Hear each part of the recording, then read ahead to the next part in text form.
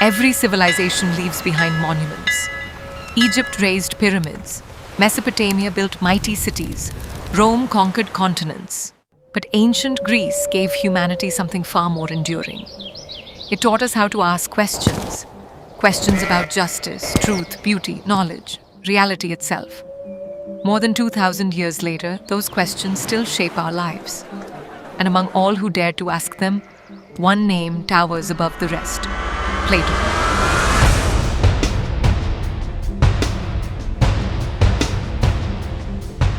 But before Plato could change the world itself had to change.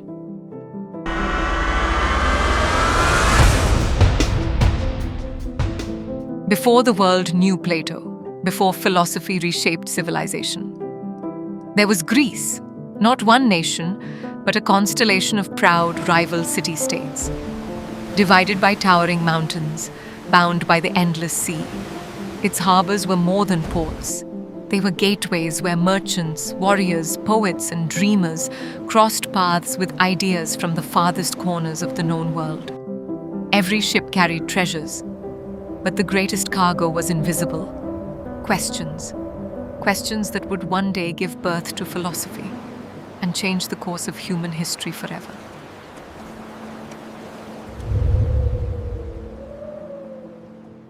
Among these city-states, one would rise above the rest: Athens. Wealthy, ambitious, and endlessly curious, it became a city where ideas were valued as highly as gold, and every question carried the power to reshape the world.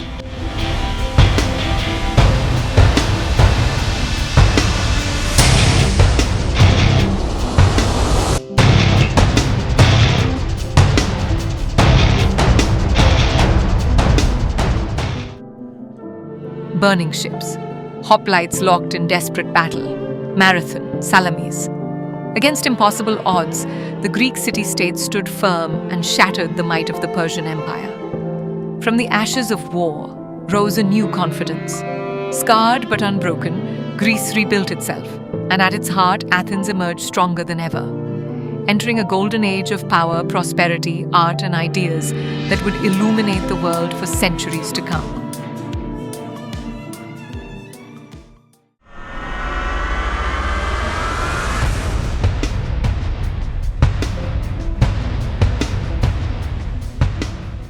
In the Golden Age of Athens, drama became more than entertainment. It explored the human soul. Visionaries like Aeschylus, Sophocles, and Euripides transformed the stage into a mirror of justice, fate, and human emotion. Long before Plato wrote his dialogues, these masterpieces challenged power, questioned destiny, and revealed the depths of human nature. Their stories echoed through Athens, preparing a civilization that would soon give birth to the greatest philosophers in history. History found its voice, and philosophy began asking questions no civilization had dared to ask.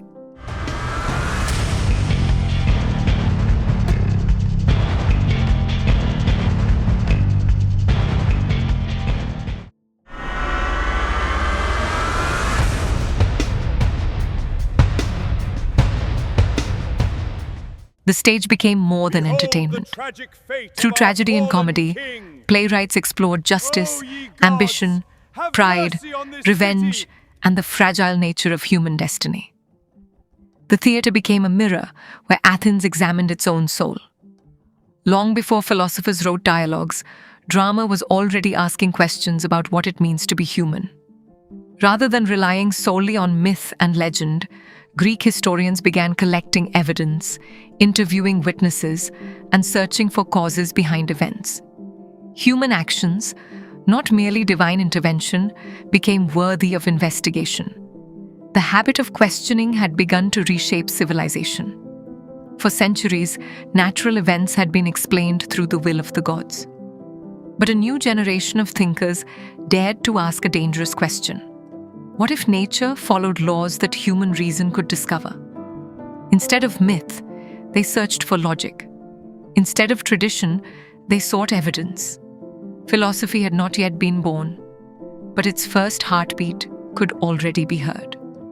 Thinkers like Thales, Anaximander, Anaximenes, Heraclitus, and Parmenides challenged inherited beliefs.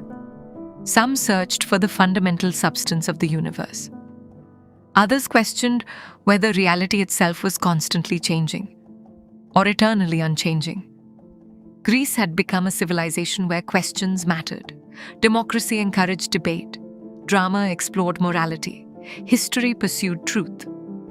Early philosophers searched for the hidden order of the universe. Everything was preparing the stage. And into this remarkable world, a young boy named Aristocles would soon be born. History would remember him by another name, Plato.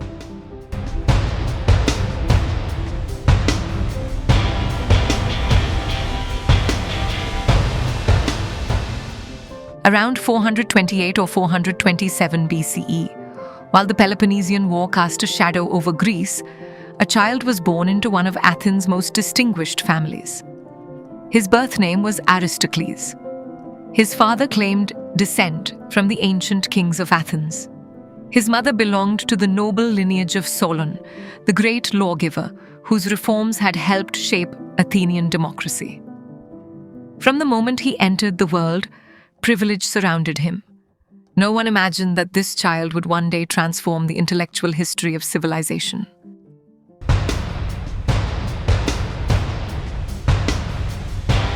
Aristocles grew up in an environment where education was not a luxury. It was an expectation. Every lesson prepared him for leadership. Poetry refined the imagination. Music disciplined the soul. Virtue is knowledge. Mathematics trained the Can mind. it be taught? Physical exercise strengthened the body. The ideal citizen was expected to master them all. He composed verses inspired by the great tragedians. At the same time, he excelled in athletics. Wrestling became one of his greatest strengths. According to later tradition, his broad shoulders, or perhaps his broad forehead, earned him the nickname Platon.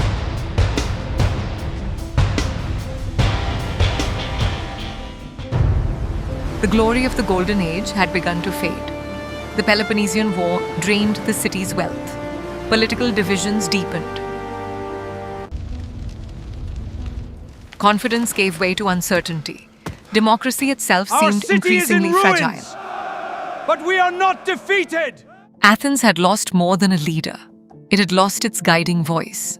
The city that once believed itself invincible had fallen.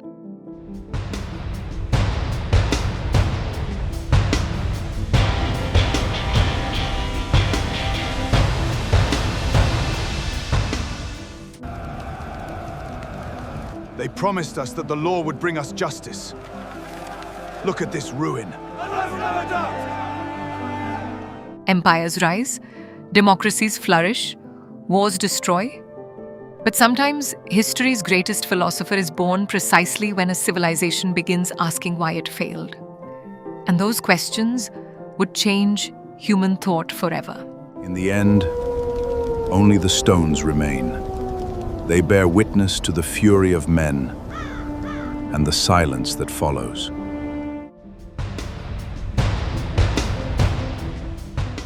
Before philosophy found its greatest teacher, Greece had already discovered another way to understand humanity, not through books, but through stories. Every year, the city gathered to honor Dionysus, the god of wine, celebration, and transformation. What began as sacred ritual slowly evolved into something that would change civilization forever. These performances were unlike anything the world had seen. Citizens, generals, politicians, philosophers, everyone sat together. For days, they watched stories unfold. Here, theater became more than entertainment. Alas, it became a the day is classroom lost. for an entire civilization. Direct your eyes to the heavens above, for the gods have spoken. Every actor wore a mask. The Greeks called it prosopon, literally, the face presented to the audience. A single performer could become a king, a god, an old woman, or a grieving mother. Identity could change with one mask. Yet beneath every face remained the same human soul.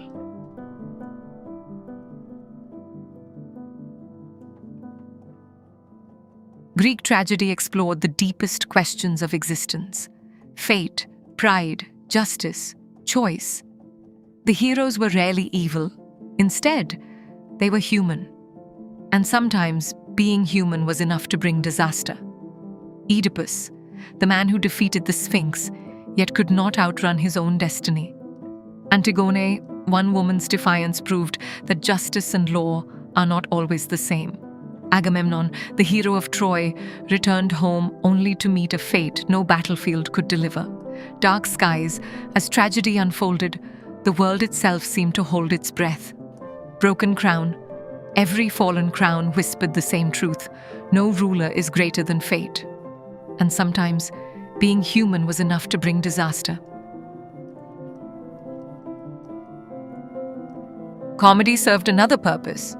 It questioned authority, mocked politicians, challenged society. Through laughter, Athens examined itself. The stage became the city's conscience. Three great minds shaped Greek tragedy. Aeschylus gave drama its grandeur. Sophocles perfected the tragic hero.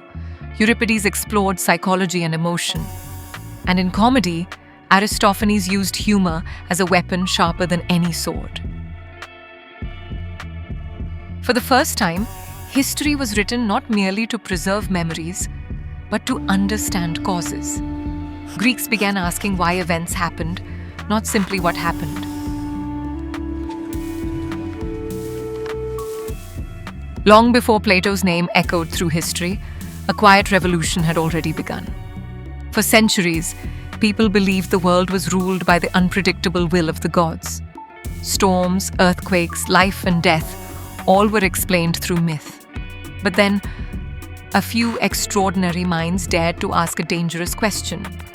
What if the universe follows laws that can be understood? On the shores of Miletus, Thales gazed upon the waters, believing that beneath all creation lay a single natural origin. His student, Anaximander, lifted his eyes to the heavens, observing the cosmos and imagining a universe governed not by divine whims, but by timeless principles. Beside the endless flow of a river, Heraclitus watched the currents pass. Everything changes, he realized. Nothing stands still. Like the river itself, the world is in constant motion. Far away, Pythagoras found order where others saw chaos. Through numbers, harmony, and perfect geometric forms, he believed the hidden language of the universe could finally be revealed. These were not priests. They were not prophets. They were the first philosophers. Across Greece, ideas began to travel from city to city. In humble classrooms and open courtyards, teachers gathered eager students. Questions replaced unquestioned beliefs. Observation challenged tradition. Debate became a path to truth. Slowly, reason began to triumph over superstition. The first steps of philosophy had been taken, and the world would never think the same way again. Greece had become a civilization unlike any the world had ever seen. Its warriors had defended freedom. Its artists had captured beauty. Its playwrights had explored the human soul. And its thinkers had begun asking questions that would echo through the ages. Yet one question remained unanswered. Who would gather these ideas, challenge them, and transform them into a philosophy that would shape the course of Western civilization? History was about to reveal the answer.